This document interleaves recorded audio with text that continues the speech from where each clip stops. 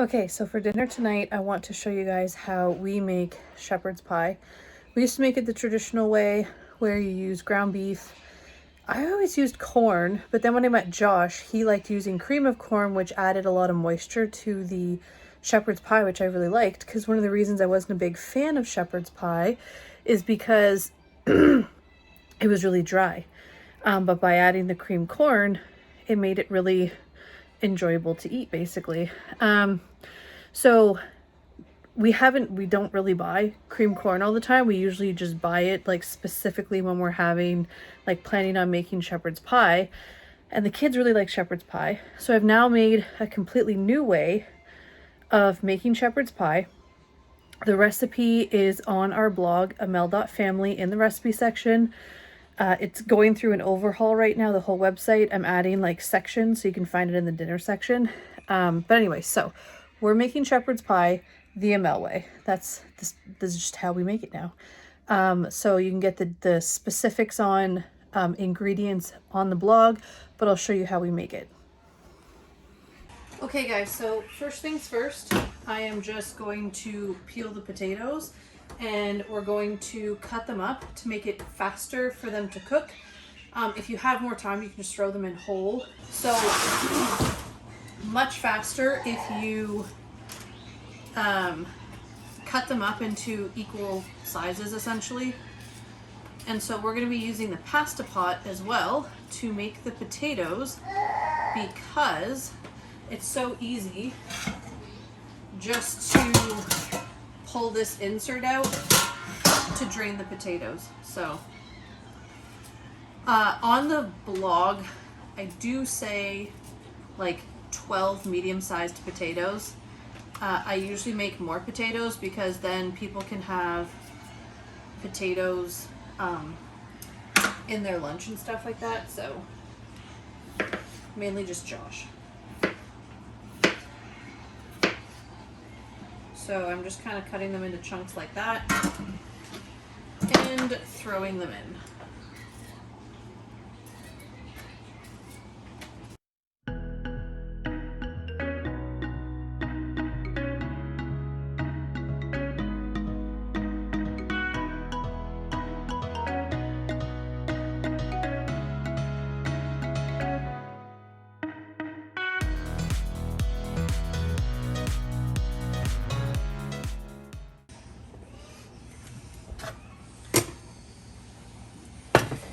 Okay, so we have the potatoes and we're just going to turn them on high to boil, and then we'll turn them down to like medium high to let them just continue to boil once they get boiling. So next, I was just going to measure out the vegetables for you.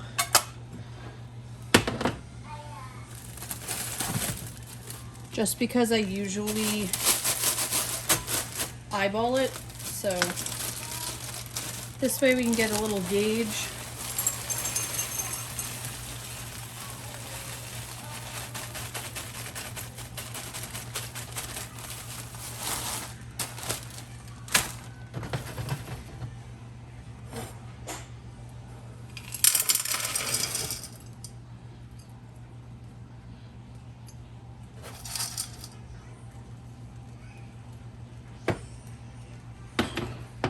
Yeah, that's fine. So this was 4 cups of vegetables, and I'm just using like the peas and carrots no name bag. You can definitely use like frozen corn or whatever you would like, but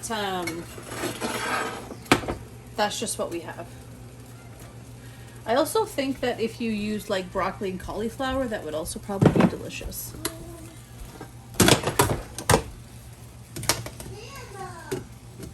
Alright, so I have sectioned these out when I freeze them to 1 pound of ground beef. So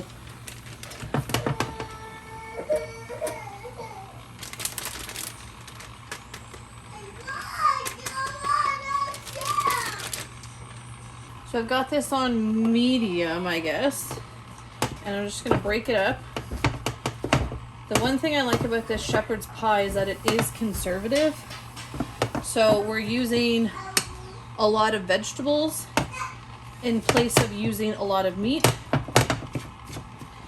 You can most definitely cut down on this and increase this to 2 pounds if you want to.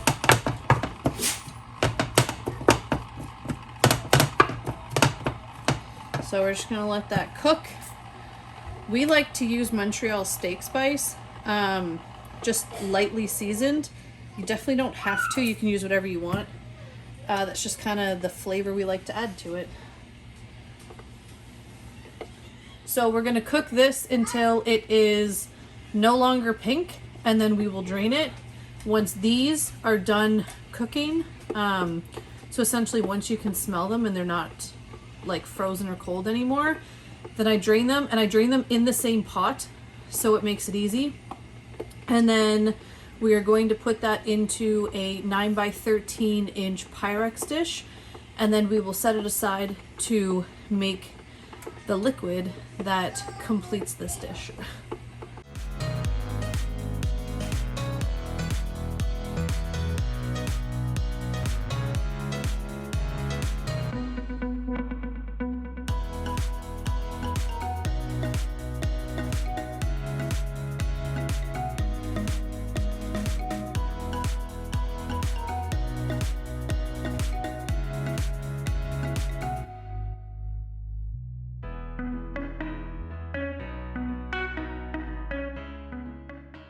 Alright, so we are going to make the liquid that is going to go into our shepherd's pie. This is starting to boil, this is getting warm, so we're going to be waiting on the potatoes, that's for sure.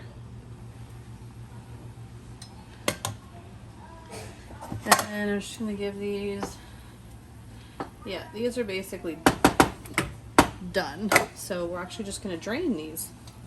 We're going to make chicken broth. I always have this can on hand, and you can definitely use the boxed broth, not a problem, or homemade.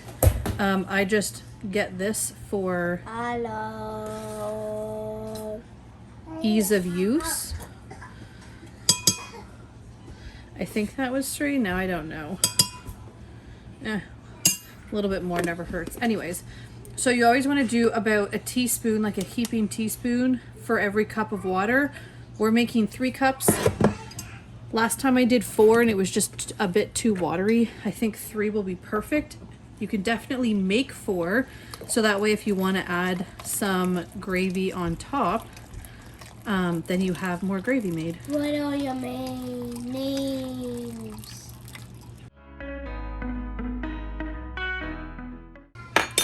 Alright, so now we're going to get into how to make the gravy, so we're just going to let that sit to the side. Can I show them the kind of thing? Yeah.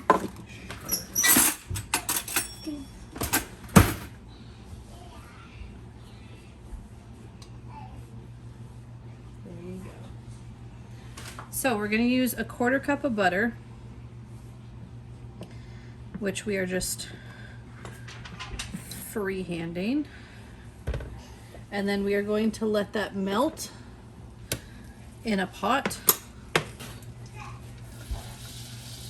Oh, can you get the flour out of that corner cupboard for me, please?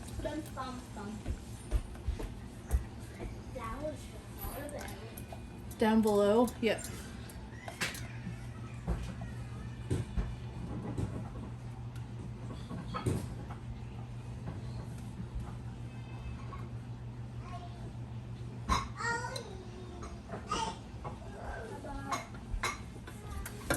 Thank you.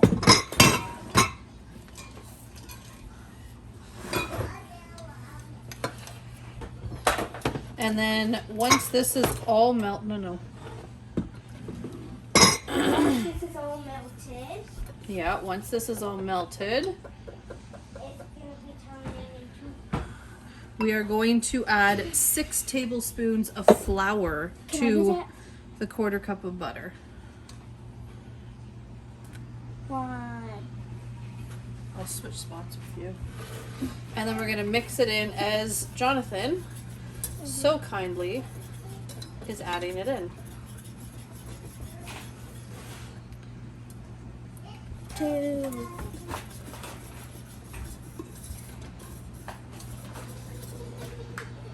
3.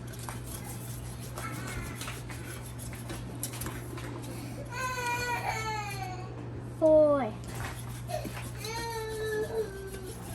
Hang on, baby. 5.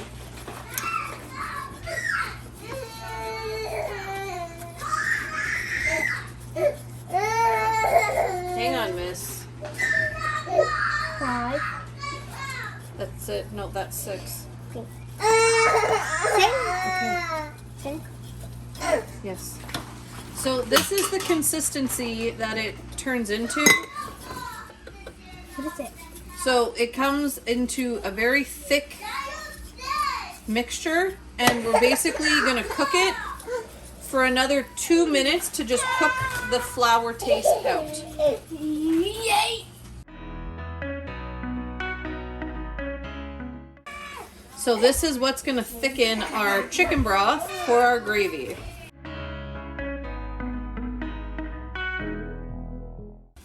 All right, so now that the flour taste is cooked out, it only takes 1 or 2 minutes. We're going to take our broth and we're adding a little bit at a time. One of the easiest things I find to do, honestly, is just to use like a measuring cup, especially when you're doing it alone, and add a little bit at a time. And it's going to thicken as you're doing it,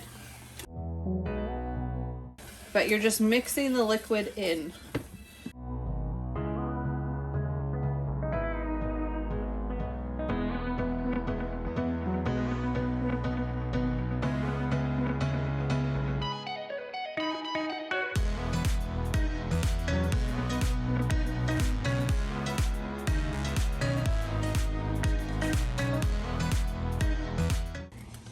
So it's basically at like a very good gravy consistency, so I'm just going to pour this in.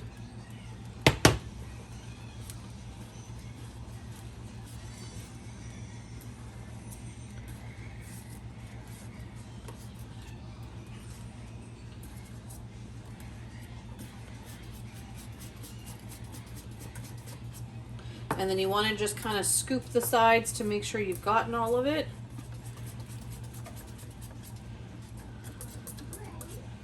And that's how easy it is to make gravy. It's done. So we'll get our Pyrex dish. This is boiling. So we're gonna turn our oven on to broil. I'm gonna do it on a low broil because I'm notorious for walking away. Jonathan's gonna help me pour the stuff into the dish.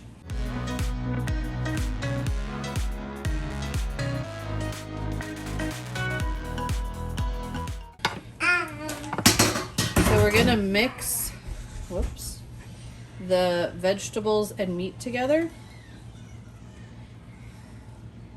And then we're gonna take our gravy.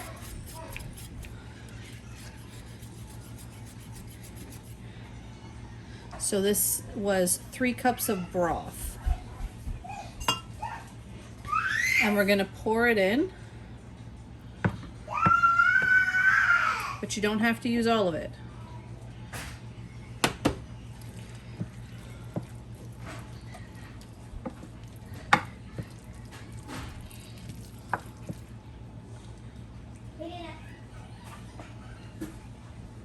So I would stop when it's basically mixed in and there's not like sitting liquid, because that just makes it difficult for the mashed potatoes to sit on top of this.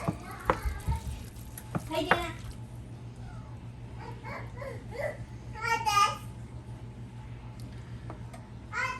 Hey. Because if there's too much liquid, it basically creates like a soup.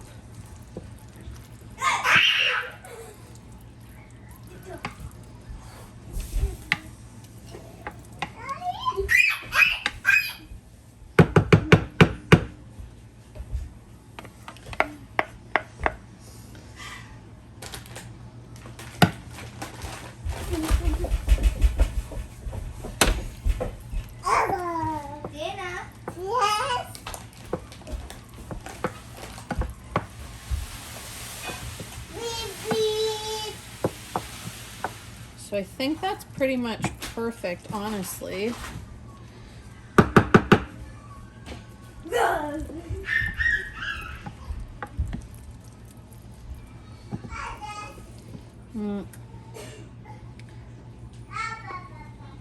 It's a little dry over here.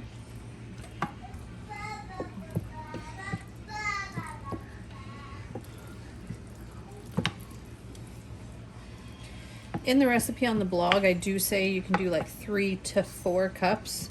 And like I said, if you do have that extra little bit, like that's maybe, I don't know, half a cup, 3/4 of a cup.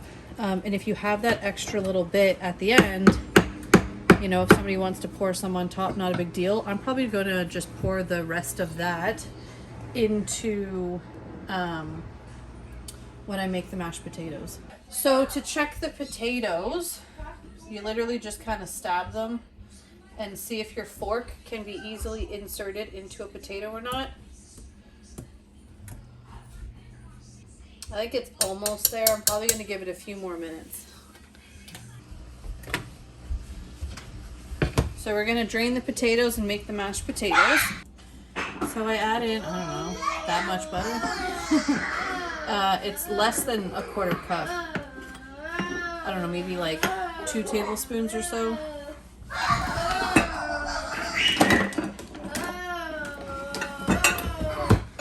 And then I'm going to dump in the rest of this gravy.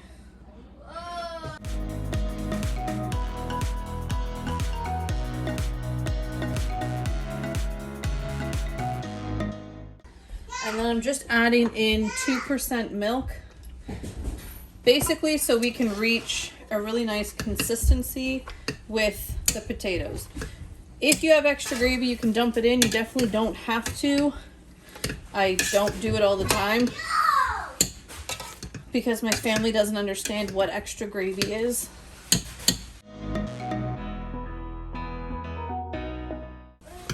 So this is still pretty dry. So I'm going to add more milk.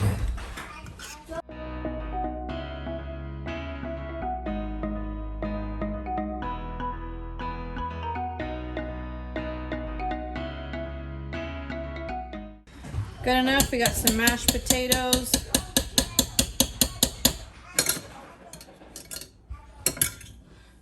You can kind of see the difference between, like, these have a lot of moisture in them. So, we are very tired in this household today, I think. So I'll show you guys. There we go. I take a fork, scoop it on, basically just in little chunks.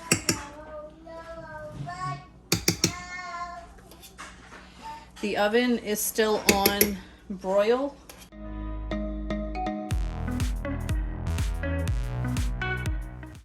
And then we're just going to basically create a little potato layer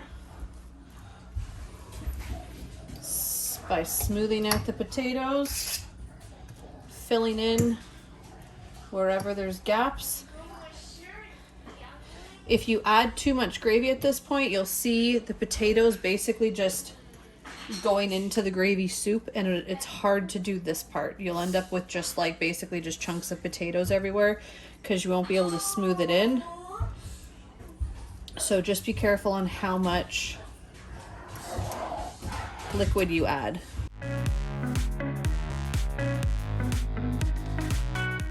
So as I said before, I like to kind of like make too many potatoes just so I make sure I have enough, and then we'll put them in the fridge and we will use them.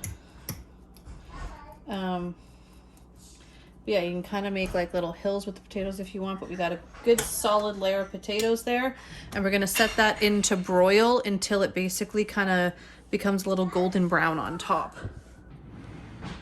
That's what it looks like.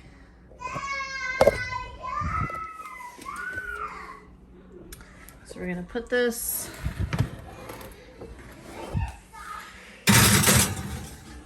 into the oven. and then it'll get nice and golden brown. Okay guys, so I cranked it up to high broil just because of the distance that, like, so I didn't move.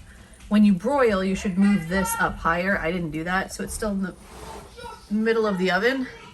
But this is kind of the golden brown you're going for, right? So we'll take that out, and I'm gonna put a little bit of cheese on. So you see how they're like kind of brown on the tops of the little like potato peaks? So I'm gonna throw some cheese on. Okay, so now that it's nice and golden, I normally douse this in cheese, but I just don't have a lot of cheese. The rest is frozen. So, and I have cheese fiends in this house. Okay, that means no answer. No answer? I want the cheese. See, she wants cheese. Joshua, now come in first. Anyway, so we're just gonna sprinkle what we have in this bag onto the shepherd's pie. Cheese. Cheese. No, we don't have a lot of cheese, so just wait. Watch out, baby.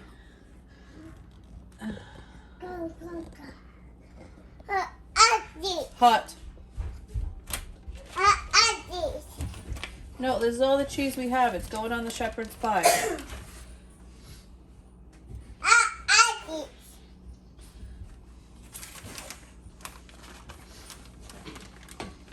Dana, this is hot. Please put it down. Thank you.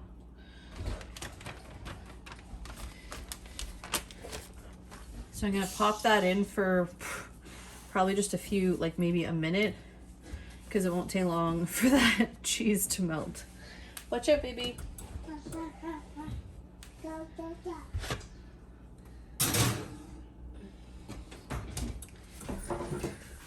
All right. Let's get that out of there. Look at how beautiful that is. So we're gonna let it cool down for like 5 minutes or so.